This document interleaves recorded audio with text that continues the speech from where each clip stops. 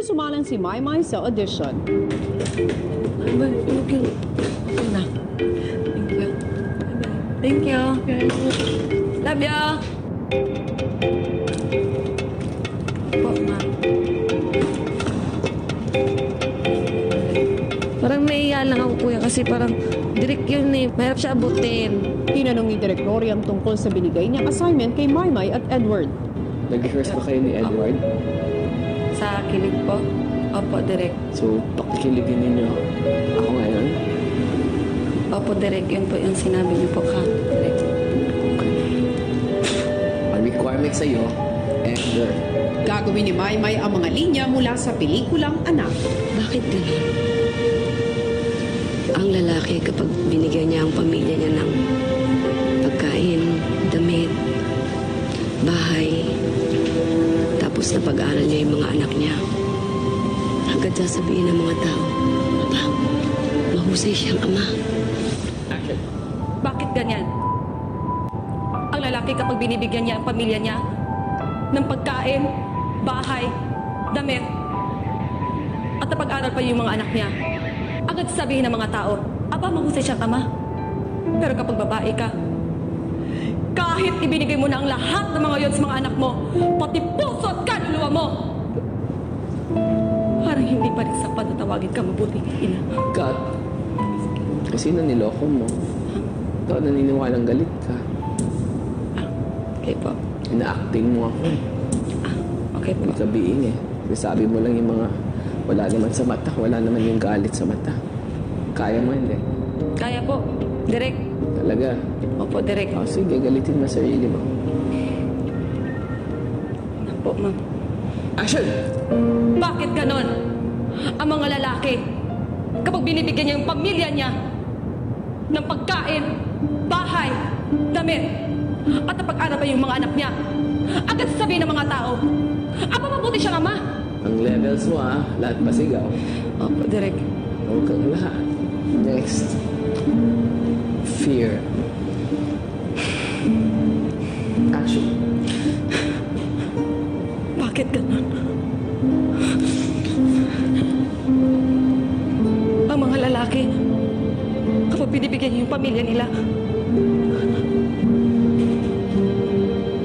ng pagkain, damit, bahay, Cut. kamera. Sabi ko, ang kailangan na emosyon, fear. Yung acting mo, para kang nasa ano, mental.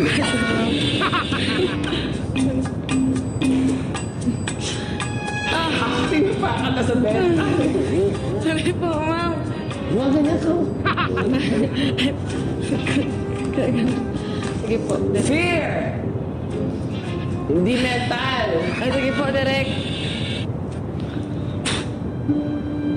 Oh.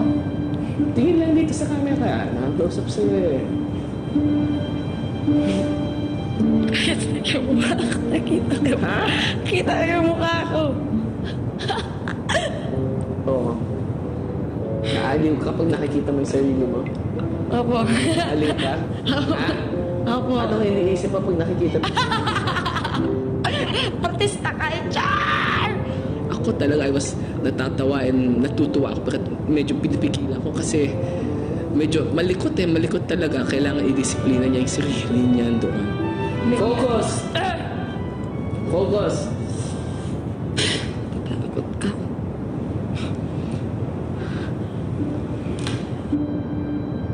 Action!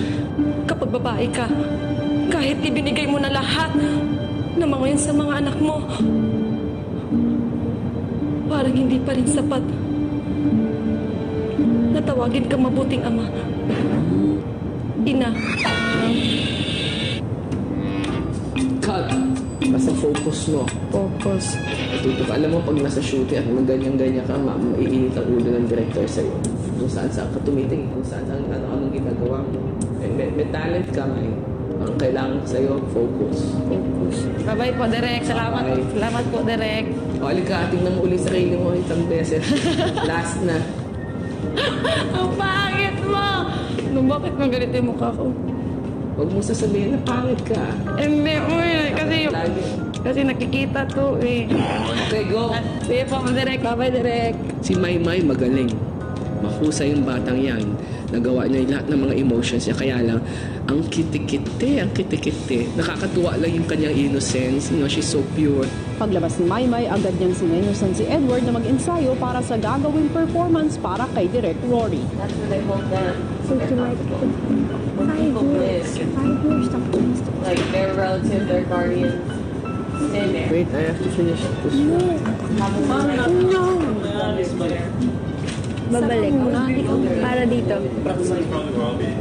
She want, if we cannot kilig her, then we lose no. It's just for you to be scared. Sige na, let's practice what we're gonna do. We don't sing na dahil sa'yo pa. Sorry, ma. Sino?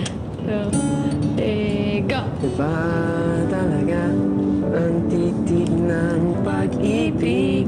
Iba nakikita, lakit ng iyong mata.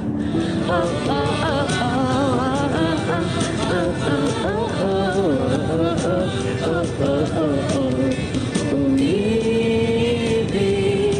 Sa tuwing nakikita ka, mapapangiti ka lang.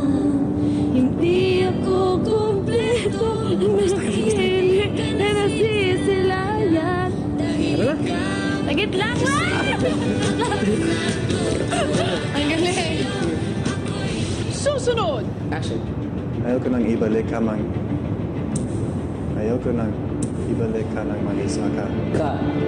So obviously, it's a very big language problem.